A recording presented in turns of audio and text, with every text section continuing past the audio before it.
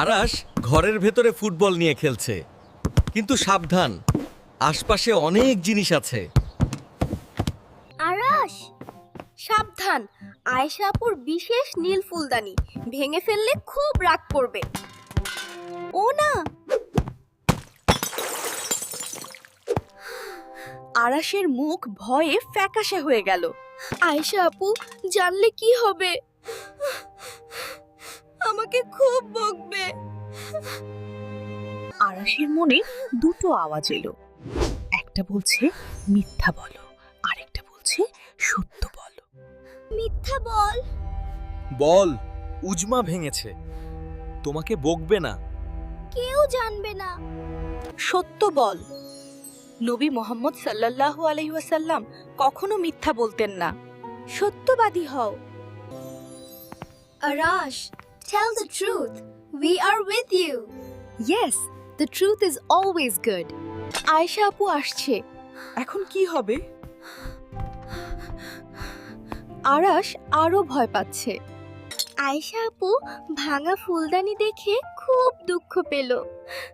এটা তার খুব প্রিয় ছিল। Who broke it? Who broke it? হঠাৎ আরাশের মনে পড়ল আলেন নবী মোহাম্মদ আল আমিন বিশ্বস্ত ছিলেন। আরাশ গভীর শ্বাস নিল। সে সিদ্ধান্ত নিল আনন সত্য বলবে। I didn't mean to, Ayesha, but it was me. I broke the vase. Ayesha আপু, আমি ভেঙেছি। আমি দুঃখিত।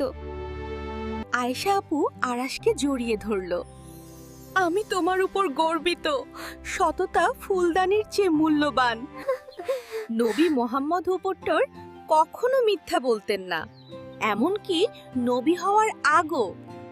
মানুষ নবী সাল্লাল্লাহু আলাইহি ওয়াসাল্লামকে ডাকতো আল আমিন এবং আস-সাদিক অস।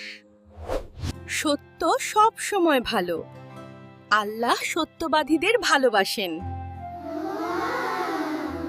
আরাশ বুঝল আতা মিথ্যা মানুষকে ছোট করে, কিন্তু সত্য মানুষকে সম্মানিত করে। তুমি পরিষ্কার কর এবং নতুন ফুলদানি কিনতে সাহায্য করবে, ঠিক আছে? সবাই মিলে পরিষ্কার করছে। বন্ধুরা সাহায্য করছে। কি সুন্দর টিম ওয়ার্ক। তুমি সত্য বলায় আমি এখন তোমাকে আরো বিশ্বাস করি। সত্য বলায় সবাই খুশি। সততা সবাইকে খুশি করে, আল্লাহও খুশি।